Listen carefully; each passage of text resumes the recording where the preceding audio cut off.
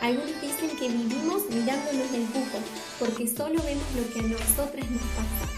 Pero amigas, Dios está escribiendo una historia general. Es la historia de Dios. Es la historia que tiene por propósito exaltar el nombre de Dios, hacer que Dios se vea grande, tan grande como Él es.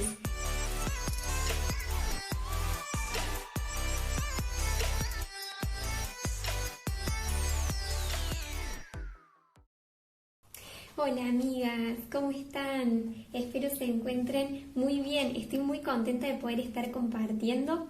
Me encantaría poder estar escuchándolas, escuchando ese bien del otro lado, pero sé que están con el Señor, así que están bien, están en buenas manos. Mi nombre es Cindy de Leu Huespe y soy de Córdoba, de la Iglesia de Canal de Vida. Y hoy vamos a estar compartiendo sobre el último capítulo del libro de Ruth, un libro apasionante.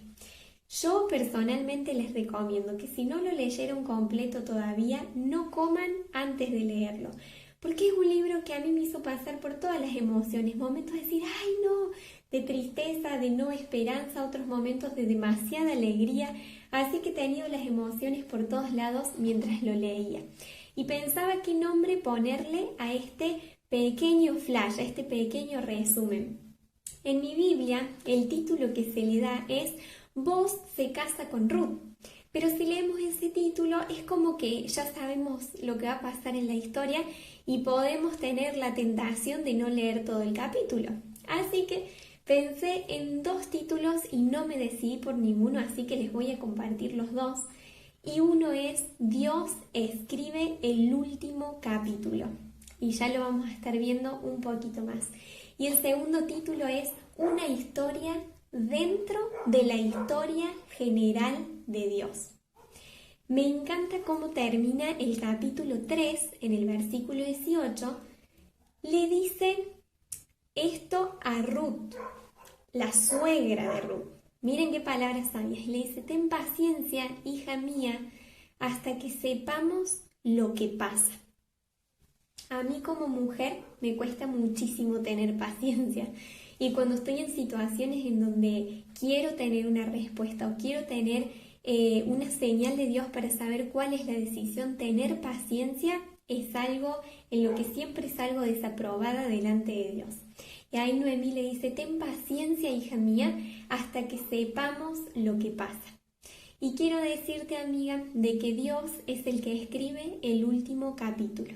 Si empezamos con el libro, empezamos con una historia de tristeza, de desesperanza, de lágrimas, una historia hasta de amargura, como Noemí se quiso llamar. Pero nosotras podemos saber cómo iba a terminar la historia. Ellas lo estaban viviendo en vivo y en directo. Solo les quedaba esperar a ver qué pasa, pero esperar confiando en que es Dios el que escribe la última historia. Pero no solamente eso, dentro de la historia que Dios estaba haciendo con Ruth y con Noemí, Dios estaba escribiendo una historia general muy hermosa. Y quiero que nos vayamos de esta historia pensando en eso. Sé que muchas veces nos enfocamos demasiado en lo que miramos.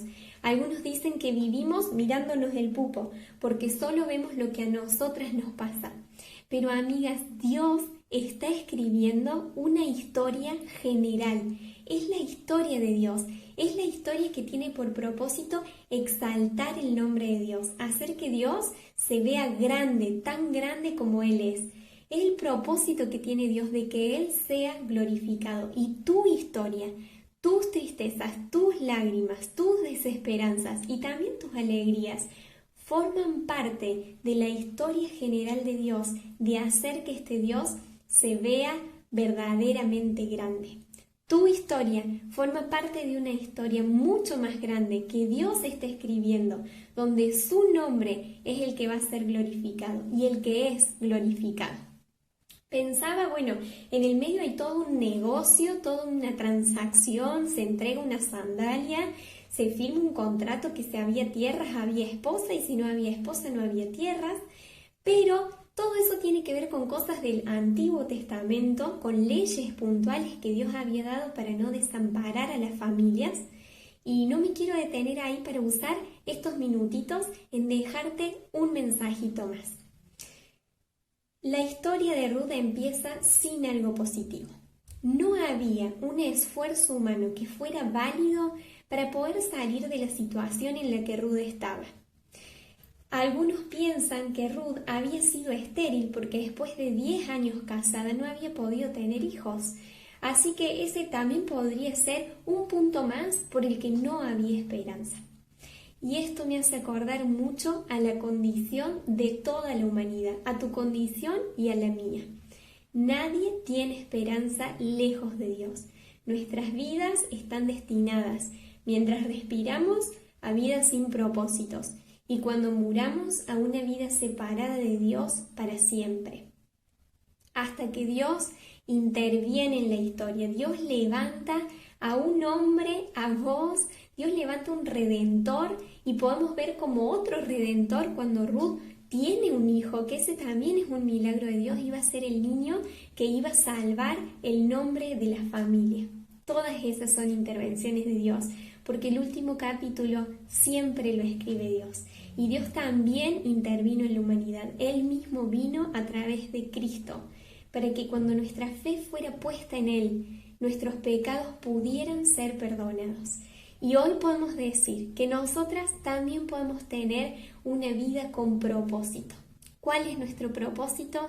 Recordar que somos parte de la historia general de Dios, en donde queremos, buscamos y anhelamos que su nombre sea puesto en alto. Una vez leí un libro que explicaba diciendo qué es glorificar a Dios, y el autor dijo hacer que algo se vea grande. Pero en este caso no es hacer que un pequeño virus lo agrandemos con un microscopio para verlo grande, sino que esto es un Dios enorme en el que queremos que se vea tan enorme como Él es.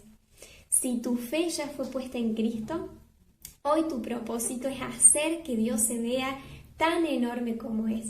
Y si todavía tu fe no fue puesta en Cristo, te desafío que puedas tomar esa hermosa decisión. Dios garantiza un propósito para el presente, ser sus hijas amadas, bendecidas, con una herencia rica y mucho más rica que cosas pasajeras, pero también Él nos garantiza la hermosa esperanza, la hermosa promesa que un día vamos a disfrutar con Él por toda la eternidad. Ruth, una moabita, una persona extranjera, posiblemente estéril, que había caído en desgracia, es usada por Dios como parte de su descendencia. Y así termina el capítulo, mencionando la descendencia de Booz hasta que llega al linaje del rey David, que sabemos que es del linaje de Jesús. No importa de dónde somos, no importa la desgracia en la que estemos, Dios escribe el último capítulo y Dios hace que su nombre se vea grande. Y eso es un propósito digno de confianza. Y por último, me gustaría leerles en 1 Samuel 2, capítulo 8, que dice, capítulo 2, versículo 8, que dice, Él levanta al pobre del polvo y al necesitado del basurero, los pone entre los príncipes y los coloca en los asientos de honor, pues toda la tierra pertenece al Señor, y Él puso en orden al mundo. Amigas, estamos en manos de un Dios a quien le pertenece toda la tierra, que todo el mundo está puesto en orden por Él. ¿Les parece si oramos? Dios, qué bendición enorme es ser tus hijas. Vemos que Ruth fue bendecida con hijos y fue bendecida con un montón de cosas simbólicas que vos habías dejado escritas en el Antiguo Testamento. Y hoy vemos que nosotras somos tus hijas y somos bendecidas con la promesa de estar con vos para toda la eternidad, pero también con este precioso privilegio de tener un propósito que supera cualquier propósito, meta, objetivo humano que podamos ponernos.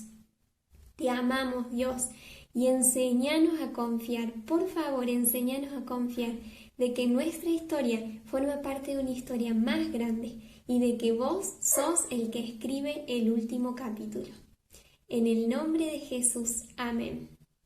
Amigas de la cumbre, las quiero mucho y espero verlas pronto. Dios las bendice.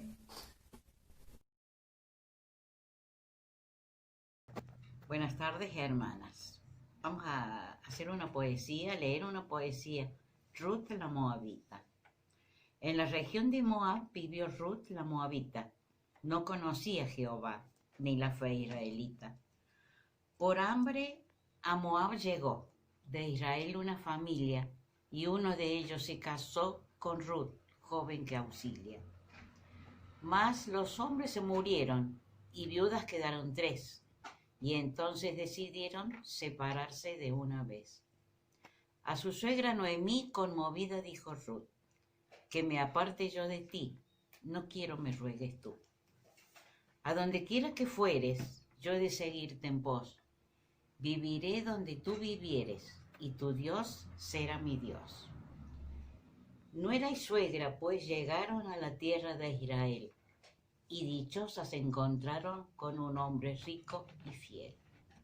En los campos de Booz, Ruth espigó con ardor, y al encontrarse los dos, se miraron con amor. Después los dos se casaron, y Obed su hijo nació, y felices disfrutaron de lo que el cielo les dio. Y luego Ruth, la creyente, en el correr de los días, llegó a ser un ascendente en la línea del Mesías. Espero les haya gustado. Buenas tardes, hermanas.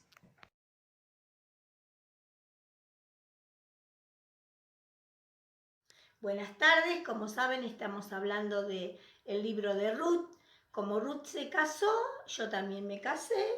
En algún momento me han pedido que cuente algo sobre mi matrimonio. Les cuento que en el año 1975, en el mes de agosto, yo conocí a Miguel y en el mes de diciembre del mismo año nos casamos. Después, aproximadamente al año, nació nuestro primer hijo Mariano y después nos fuimos a vivir a Venezuela.